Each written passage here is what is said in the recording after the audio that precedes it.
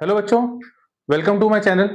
आज हम इस वीडियो में पढ़ने वाले हैं बायोलॉजिकल ऑक्सीडेशन के बारे में। वीडियो स्टार्ट करने से पहले अगर आप फार्मेसी के स्टूडेंट हैं तो मेरा चैनल सब्सक्राइब कर लीजिए। यहाँ आपको नोट्स और फ्री वीडियो लेक्चर देखने मिलते रहेंगे और इसके लिए मैंने डिस्क्रिप्शन बॉक्स में व्हाट्सएप और टेलीग्राम ग्रुप का लिंक शेयर किया है, तो वहां से आप ज्वाइन कर सकते हैं। तो चलिए स्टार्ट करते हैं बायोलॉजिकल ऑक्सीडेशन के बारे में। बायोलॉजिकल ऑक्सीडेशन एक ऐसा प्रोसेस है जिसमें सब्सटेंसेस का ब्रेकडाउन होता है। इस ब्रेकडाउन के लिए कुछ अलग अलग स्टेप्स इन्वॉल्व होते हैं। उसमें हम कुछ प्रोसेस भी पढ़ते हैं। उनमें से एक प्रोसेस का नाम है ऑक्सीडेशन। ऑक्सीडेशन का मतलब होता है किसी सब्सटेंस से इलेक्ट्रॉन निकल जाना, किसी केमिकल से इलेक्ट्रॉन का लॉस होना, उसको अपन कहते हैं ऑक्सीडेशन। या किसी एलिमेंट से निकल जाना इलेक्ट्रॉन का। और रिडक्शन मतलब जब कोई सब्सटेंस इलेक्ट्रॉन को गेन कर लेता है तो उसको अपन रिडक्शन कहते हैं। ऑक्सीडेशन मतलब लॉस ऑफ इलेक्ट्रॉन और रिडक्शन मतलब गेन ऑफ इलेक्ट्रॉन। और इन दोनों को मिला के हम कहते हैं ऑक्सीडेशन रिडक्शन मतलब रिडॉक्स प्रोसेस। तो रिडॉक्स प्रोसेस में हम ऑक्सीडेशन भी देखते हैं और रिडक्शन के बारे में भी देखते हैं। ये दोनों प्रोसेस जो होते हैं ये एक दूसरे से एसोसिएटेड होते हैं, एक दूसरे से कपल्ड होते हैं और वो सब्सटेंसेस के ब्रेकडाउन में और चीजों की सिंथेसिस में इन्वॉल्व होते हैं। तो यहाँ पे ये दोनों प्रोसेस कपल्ड हैं और ये बायोलॉजिकल ऑक्सीडेशन के लिए यूजफुल प्रोसेस माने जाते हैं। बायोलॉजिकल ऑक्सीडेशन में रिडॉक्स प्रोसेस होता है जिससे एनर्जी प्रोड्यूस होती है और वो एनर्जी एटीपी के फॉर्म में स्टोर होती है। तो इस बायोलॉजिकल ऑक्सीडेशन में हम क्या क्या पढ़ने वाले हैं? हम इसमें पढ़ने वाले हैं इलेक्ट्रॉन ट्रांसपोर्ट चेन के बारे में, ऑक्सीडेटिव फॉस्फोरिलेशन के बारे में, सबस्ट्रेट लेवल फॉस्फोरिलेशन के बारे में और उससे रिलेटेड इनहिबिटर्स के बारे में जो अलग अलग स्टेप्स में इस प्रोसेस को इनहिबिट करते हैं। तो चलिए अपन सबसे पहला स्टार्ट करते हैं इलेक्ट्रॉन ट्रांसपोर्ट चेन के बारे में। इलेक्ट्रॉन ट्रांसपोर्ट चेन जो होती है इसी को अपन इलेक्ट्रॉन ट्रांसपोर्ट सिस्टम भी कहते हैं। शॉर्ट में हम इसको कहते हैं ईटीसी और ईटीएस। ये जो प्रोसेस होता है ये इसमें 4 प्रोटीन कॉम्प्लेक्स इन्वॉल्व होते हैं।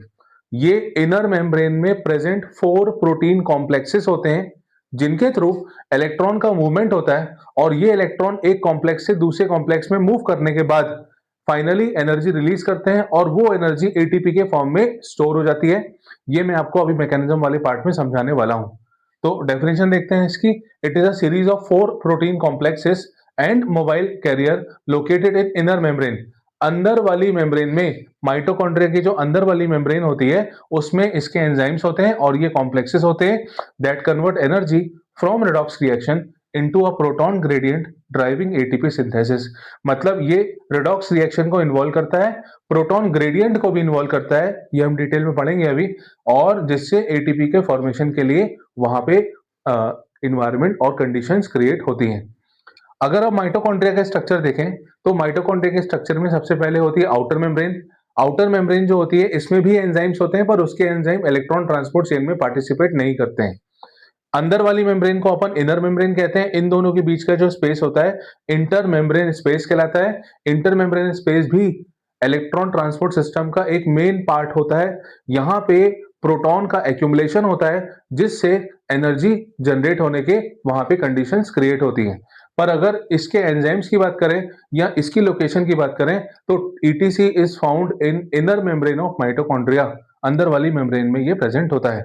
Site of etc inner membrane of mitochondria. तो अब हम इसका थोड़ा सा और डिटेल पढ़ते हैं। माइटोकॉन्ड्रिया की इनर मेम्ब्रेन जो होती है उसमें 4 कॉम्प्लेक्सेस होते हैं और ये कॉम्प्लेक्सेस में कुछ कुछ साथ साथ में को एंजाइम्स और को फैक्टर्स भी होते हैं।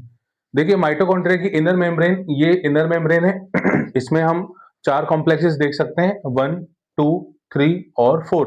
ये 4 कॉम्प्लेक्सेस माइटोकॉन्ड्रिया की इनर मेम्ब्रेन में।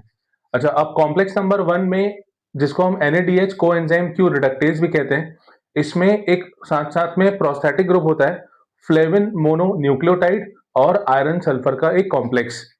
तो ये कॉम्प्लेक्स नंबर 1 में होता है। कॉम्प्लेक्स नंबर 2 में जिसको हम सक्सिनेट को एंजाइम क्यू रिडक्टेज कहते हैं, इसमें फ्लेविन एडेनिन डाइन्यूक्लियोटाइड यानी शॉर्ट में FAD और FES आयरन सल्फर कॉम्प्लेक्स होता है। कॉम्प्लेक्स नंबर 3 को enzyme Q cytochrome C reductase कहा जाता है और इसमें cytochrome B iron sulphur complex और साइटोक्रोम C होता है। कॉम्प्लेक्स नंबर 4 जिसको साइटोक्रोम ऑक्सीडेज कहते हैं, इसमें साइटोक्रोम A, साइटोक्रोम A3 और 2 कॉपर के सेंटर्स होते हैं।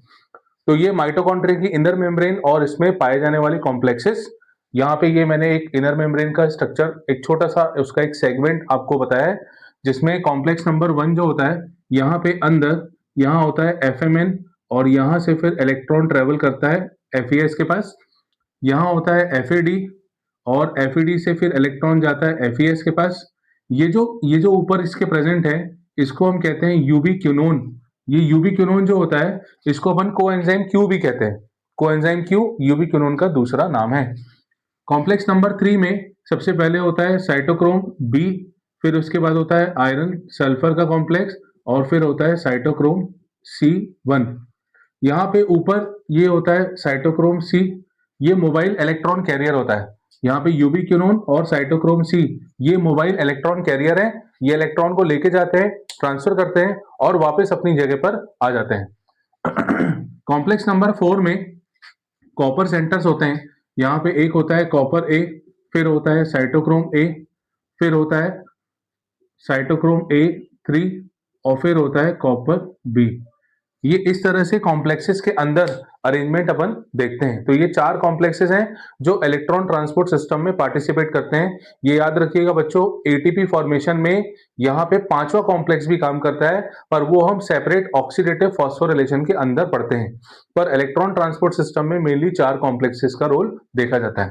तो यहाँ पे साइटोक्रोम C और यूबी क्यूनोन ये मोबाइल इलेक्ट्रॉन कैरियर होते हैं। NADH और FADH2 इनको रिड्यूसिंग इक्विवेलेंट कहते हैं, क्योंकि ये ब्रेक होने के बाद एनर्जी को रिलीज करते हैं। ये क्रैब साइकिल में बनते हैं और कॉम्प्लेक्स 1 और 2 से एंटर करते हैं। यहाँ पे ये कॉम्प्लेक्स 1 से NADH एंटर करेगा और FADH2 कॉम्प्लेक्स नंबर 2 से एंटर करेगा। ऑक्सीडेटिव फॉस्फोरिलेशन का मतलब होता है एटीपी का फॉर्मेशन। यहाँ पे जो एटीपी बनता है वो एक्चुअली प्रोटॉन ग्रेडियंट के बेस पे बनता है। देखिए अभी हमने इलेक्ट्रॉन ट्रांसपोर्ट चेन का मैकेनिज्म स्टडी किया, जिसमें हमने ये देखा कि कॉम्प्लेक्स नंबर 1, 2 और 1, 2, 3, 4 यहाँ पे प्रोटॉन का लेवल बहुत ज्यादा हो गया था। ये जो प्रोटॉन्स होते हैं यहाँ ज्यादा और उधर की तरफ कम है। यहाँ पे कॉम्प्लेक्स नंबर 5 प्रेजेंट है, और ये प्रोटॉन उस ग्रेडियंट के कारण कॉम्प्लेक्स नंबर 5 की तरफ जाते हैं। तो यहाँ से प्रोटॉन्स इस तरह से ये इंटर मेम्ब्रेन स्पेस से चलते हुए यहाँ पे एंटर करते हैं। यहाँ पे ये जो कंपोनेंट, ये जो 5th कॉम्प्लेक्स है, इसको अपन 5th कॉम्प्लेक्स कहते हैं। इसी को अपन एटीपी सिंथेस कॉम्प्लेक्स भी कहते हैं। एटीपी सिंथेस कॉम्प्लेक्स के 2 कंपोनेंट्स होते हैं, F0 और F1। ये इसका हेड पीस होता है, जहां पे मेनली एंजाइम काम करता है। कुछ यहाँ पे सब यूनिट्स होती हैं, अल्फा, बीटा, गामा, इस तरह की सब यूनिट्स होती हैं। तो प्रोटॉन्स यहाँ से एंटर करते हैं। जब ये प्रोटॉन F0 में एंटर करते हैं, तो यहाँ पे जो चैनल्स प्रेजेंट होते हैं, जो पंप्स प्रेजेंट होते हैं, वो प्रोटॉन की एंट्री के बाद ऑपरेट हो जाते हैं। यहाँ पे ये काम करना स्टार्ट कर देते हैं। तो जब ये प्रोटॉन यहाँ से एंटर करके इधर की तरफ जाएंगे, तो कुछ पंप एक्टिवेट होंगे, और पंप एक्टिवेट होने के कारण यहाँ पे जो एडिनोसिन डाइफॉस्फेट यानी मैट्रिक्स वाले पार्ट में एडिनोसिन डाइफॉस्फेट और इनऑर्गेनिक फॉस्फेट प्रेजेंट होता है, उसको एटीपी सिंथेस उठाकर जोड़ देता है। इस प्रोसेस में एनर्जी की रिक्वायरमेंट होती है, एनर्जी का यूज होता है। तो ये एक एक्टिव प्रोसेस माना जाता है, जिसमें एटीपी का फॉर्मेशन करने के लिए एनर्जी की रिक्वायरमेंट देखी जाती है। यहाँ पे ये अपने आप कंबाइन नहीं कर सकता, क्योंकि इसको जोड़ने के लिए ज्यादा एनर्जी की रिक्वायरमेंट है, जो कि अपने आप नहीं हो सकता। तो ये ऑक्सीडेटिव फॉस्फोरिलेशन का मैकेनिज्म है। थ्योरेटिकल पार्ट देखें इसका, एटीपी सिंथेस और कॉम्प्लेक्स 5 में 2 कंपोनेंट्स होते हैं, F0 और F1। प्रोटॉन जो इंटरमेम्ब्रेन स्पेस में होते हैं, वो ग्रेडियंट का फॉर्मेशन करते हैं, और फिर वो F0 यूनिट की तरफ वो जाते हैं। जब वो F0 यूनिट की तरफ जाएंगे और फिर वो F1 की तरफ जाएंगे, तो वहां पे कुछ पंप एक्टिवेट होते हैं, जो एटीपी सिंथेस पे एटीपी सिंथेस जो होता है, उन पंप्स की एनर्जी को यूज करके एडीपी और आईपी को कंबाइन करता है और एटीपी बना लेता है। अब यहाँ पे ये इंपॉर्टेंट पॉइंट है बच्चों कि NADH की एंट्री से 4 प्रोटॉन्स पहले कॉम्प्लेक्स से, NADH की एंट्री से 4 प्रोटॉन पहले कॉम्प्लेक्स से, तीसरे से 4 और दूसरे से 2। तो NADH की एंट्री से 10 प्रोटॉन टोटल बाहर है। 4 प्रोटॉन्स की रिक्वायरमेंट होती है एक एटीपी बनाने के लिए। 4 protons are required for the formation of 1 ATP. तो 10 प्रोटॉन NADH के कारण जो होंगे, उनसे 2.5 एटीपी का फॉर्मेशन होगा, जिसको अप्रोक्सीमेटली हम 3 एटीपी के बराबर मान के चलते हैं। और FADH2 से कॉम्प्लेक्स नंबर 1 बाहर हो गया, तो FADH2 से यहाँ से कोई को प्रोटॉन नहीं, यहाँ से 4 और यहाँ से 2, तो टोटल यहाँ से 6 प्रोटॉन्स जो होते हैं वो F0 यूनिट में एंटर करेंगे। तो वहां पे 1.5 एटीपी और इक्विवेलेंट टू 2 एटीपी का फॉर्मेशन होगा। ये लेटेस्ट कॉन्सेप्ट के अकॉर्डिंग है और ये ओल्ड कॉन्सेप्ट के अकॉर्डिंग है। तो इस तरह से NADH और FeDH2 से ATP का फॉर्मेशन इलेक्ट्रॉन ट्रांसपोर्ट सिस्टम और ऑक्सीडेटिव फॉस्फोराइलेशन को इन्वॉल्व करके होता है। ये पूरी तरह से एक एरोबिक प्रोसेस है। यहाँ पे ऑक्सीजन जो होगा वो टर्मिनल इलेक्ट्रॉन एक्सेप्टर होता है, सबसे लास्ट में ऑक्सीजन ही इलेक्ट्रॉन को एक्सेप्ट करता है। तो ये मैकेनिज्म वाला पार्ट हमने स्टडी किया।